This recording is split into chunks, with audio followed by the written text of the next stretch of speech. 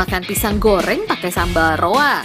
Enaknya dimakan bareng abang. Halo pemirsa setia. Ayo simak info serba pedas ala dulu sekarang.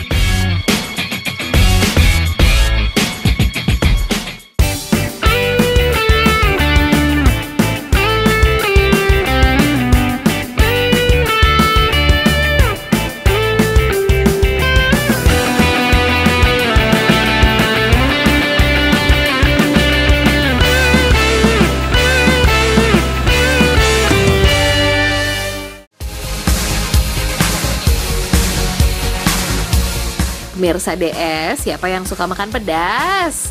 Yap, bukan rahasia lagi kalau orang Indonesia nggak bisa lepas dari cita rasa pedas. Sambal dan cabai sudah menjadi makanan utama dalam khasanah kuliner Indonesia.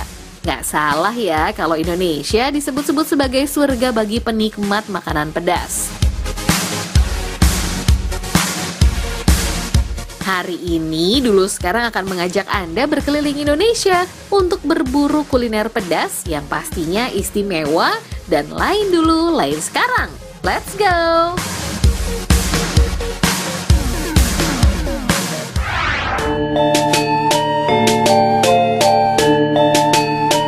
Petualangan pertama kita mulai dari kota Yogyakarta. Ngomongin kota gudeg ini memang gak bisa lepas dari nuansa kebudayaan dan cita rasa seni klasiknya ya.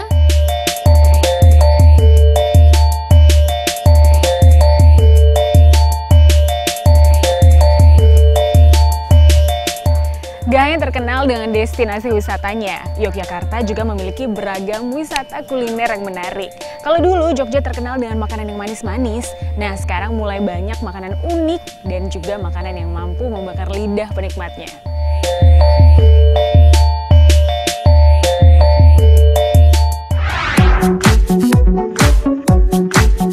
Jangan bilang penyuka pedas ya kalau belum nyobain oseng-oseng mercon yang satu ini. Entah bagaimana awalnya, makanan yang super pedas ini lebih dikenal dengan sebutan oseng mercon. Mercon adalah petasan dalam bahasa Jawa ya. Saking banyaknya cabai rawit yang digunakan membuat makanan ini dijuluki oseng mercon. Misi Bu, wah lagi masak ya. Bu, aku boleh sambil lihat ya gimana cara masaknya oseng-oseng mercon? Boleh. Ini lagi ngapain nih sama Ini cabai? baru nggongso ya, nggongso apa? Cabai. Ibu-ibu di rumah pasti tahu nih apa itu daging koyor. Yap, sisi daging yang banyak lemaknya ini menjadi bagian penting bagi oseng mercon. Setelah direbus bersih, maka daging koyor akan dipotong kecil-kecil. Lalu ditumis dalam bumbu halus yang terdiri dari bawang merah, bawang putih, lengkuas, jahe, dan daun salam.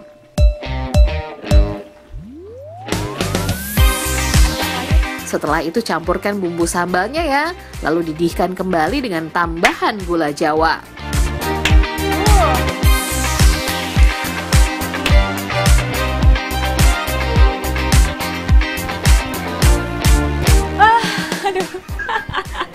Aduh berat juga nih pemirsa, ini beratnya 50 daging koyor, udah gitu ditambah lagi cabenya berapa kilo Bu? 7 kilo. Cabai 7 kilo, tambah gula merah 2 kilo, 2 kilo.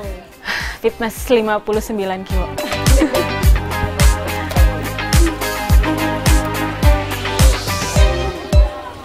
Nah ini udah matang ya Bu? Pemirsa, oseng-oseng merconnya udah mateng nih. Tapi oseng-oseng mercon ini cuma dijual malam hari jam 6 sampai jam 12 malam. Dan spesialnya kalau misalnya hari Sabtu atau malam Minggu, cabenya dilebihin 2 kilo. Pedes-pedes deh tuh ya.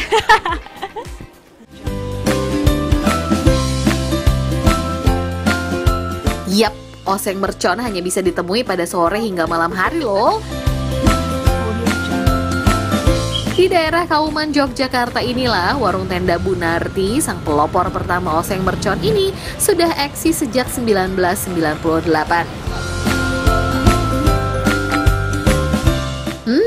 Belum benar-benar dibuka aja udah banyak pengunjung yang ngantri nih. Halo Mbak. Nah, ini yang tadi aku bantuin masak. Sekarang aku mau cobain, boleh nggak? Boleh Mbak. 1 porsi.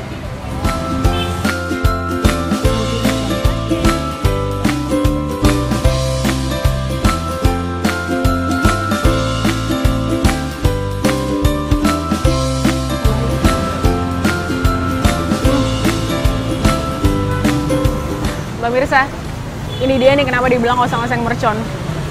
Soalnya pas digigit, itu rasanya kayak meledak di dalam mulut. Tapi anehnya, makin pedes, makin nagih dan makin penasaran.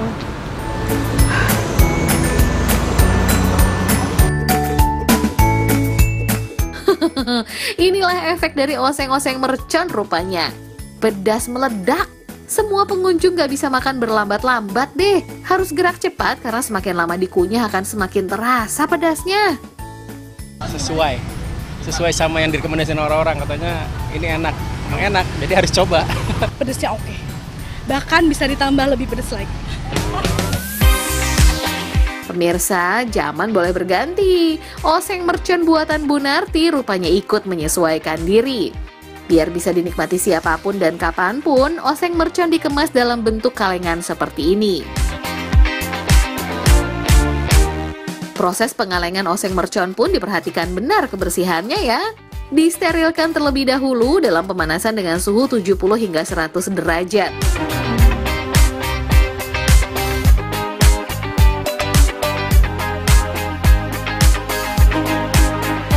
Setelah diisi dengan oseng mercon yang sudah masak, ditimbang secara manual.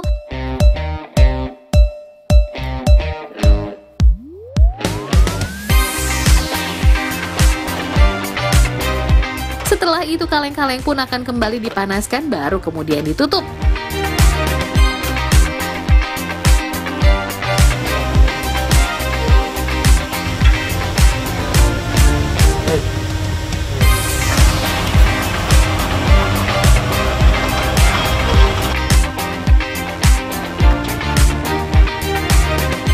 Setelah itu masih ada proses selanjutnya loh.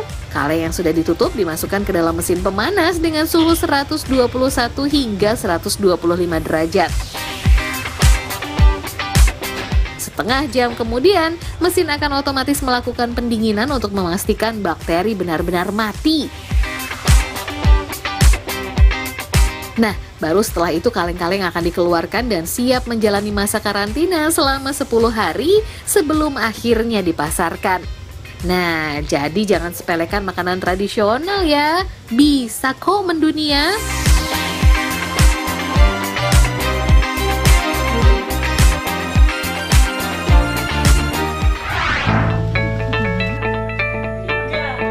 Pemirsa DS, saking cintanya orang Jogja sama makanan pedas, gak cuma hidangan utama aja nih yang dibubuhi cabai, tapi juga hidangan pencuci mulut yang biasanya manis dan menyegarkan.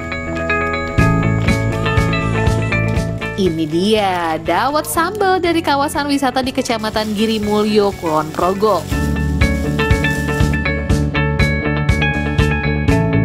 Yap, dawet alias cendol yang satu ini memang lain dulu, lain sekarang. Dulu biasanya cendol disajikan dingin dengan campuran santan dan gula merah cair. Pokoknya pas banget untuk diminum saat cuaca terik. Kalau sekarang udah beda ya pemirsa.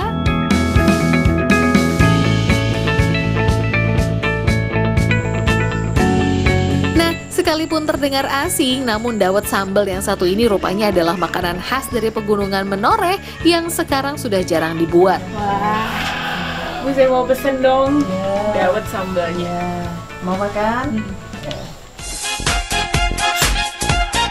Proses pembuatan dawet sambal terbilang mudah pemirsa.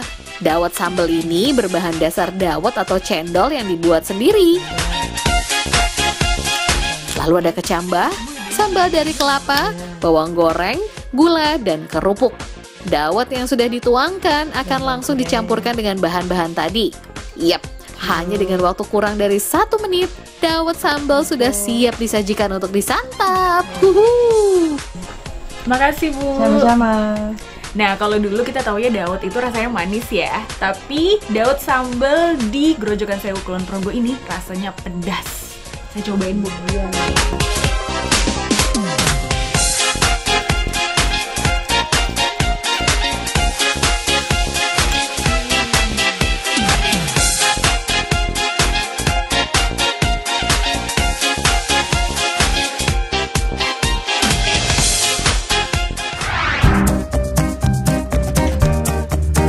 Apa jadinya ya kalau di Indonesia nggak ada cabai? Jangankan nggak ada.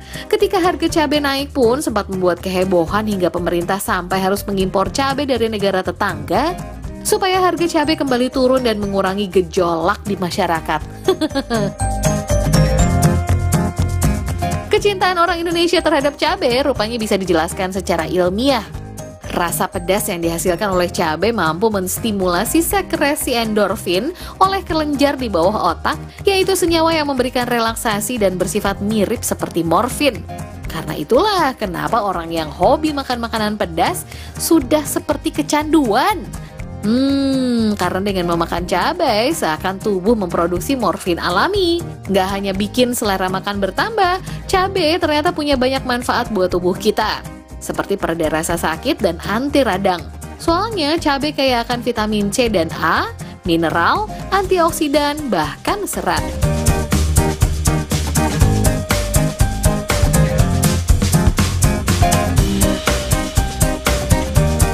Makanya nih, di Jawa Barat, cabai nggak lagi digunakan untuk campuran makanan, tapi justru dijadikan campuran untuk minyak pijat.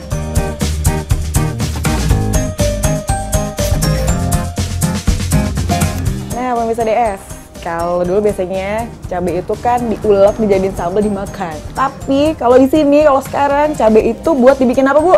Bikin sambal pijit. Pijit, coba. Ini beneran, Bu. Ini Ibu Siti Asia ya, nama kerennya di sini Ibu Lampung ya. Memang dikenalnya sebagai tukang pijat pakai sambal. Ada-ada aja sih, Bu. Dia beneran buat pijat, Bu? Iya. Iya, pijat sambal. Cuma ada di Indonesia nih pemirsa, tepatnya di daerah Bale Endah, Kabupaten Bandung. Sambal yang digunakan sebagai minyak pijat dibuat dari campuran cabai merah Tanjung, cabai rawit domba, dan minyak zaitun. Cara mengolahnya persis sama dengan membuat sambal cobek, tinggal ulek. Bedanya nggak pakai bawang putih ya.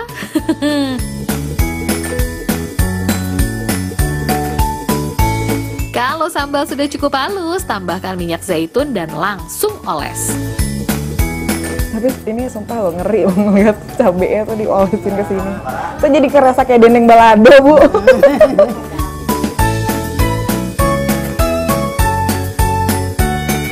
Warna merah sambal dengan bau pedas yang menyengat memang sangat mengintimidasi ya.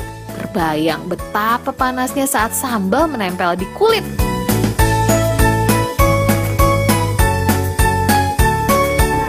Tapi ini terinspirasi dari mana sih, Bu? Mijet pakai sambal gitu, Bu? Misalnya ibu kan banyak yang orang stroke, orang macam-macam lah penyakit gitu. Jadi ibu teh istirahat, sholat, terus dapat ilapat kelihatan ada cabai emet-emet gitu ibu teh. Jadi itu paling sama cabai itu.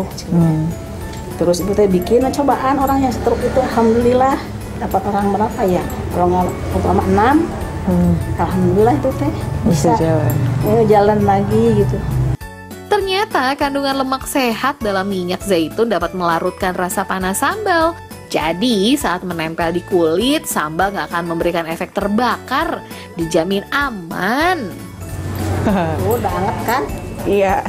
Ternyata ya pemirsa DS, pijat sambal itu tidak semengerikan yang dibayangkan. Ternyata nggak panas-panas banget kok. Cuman wangi aja ya, Bu. Wangi cabai, kayak ketumpahan cabai gitu. Untuk cara memijatnya sih sama dengan terapi pijat biasa, cuma beda pemakaian minyak oles saja. Satu yang wajib diingat, jangan sembarangan mengucek mata setelah dipijat ya. Walaupun nggak pedas di kulit, tapi dijamin pedas di mata. Ibu Asia dan sang suami sudah lama membuka jasa terapi pijat. Tapi dulu nggak pakai sambal ya. Baru pada tahun 2014 terapi pijat sambal diperkenalkan dan langsung jadi favorit para pelanggan. Soalnya sensasi hangatnya masih bertahan hingga 24 jam ke depan. Pakai sambal itu agak lama terasanya, enaknya gitu dibanding sama. Itu juga memang enak, cuman sebentar. Tapi ini kan panasnya itu ada 3 sampai 3 hari. Gitu. Saya kan kalau sembahyang duduk aja. Sekarang mah ini bisa nilep.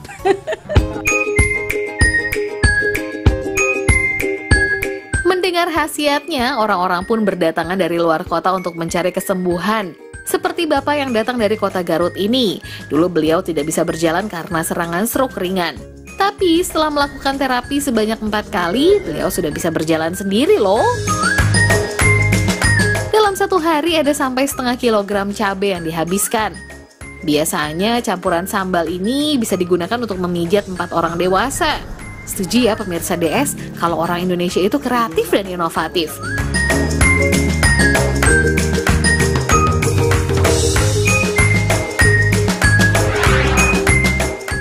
Kalau cabai yang satu ini cuma ada di tanah Sulawesi, tepatnya di Kabupaten Tanah Toraja.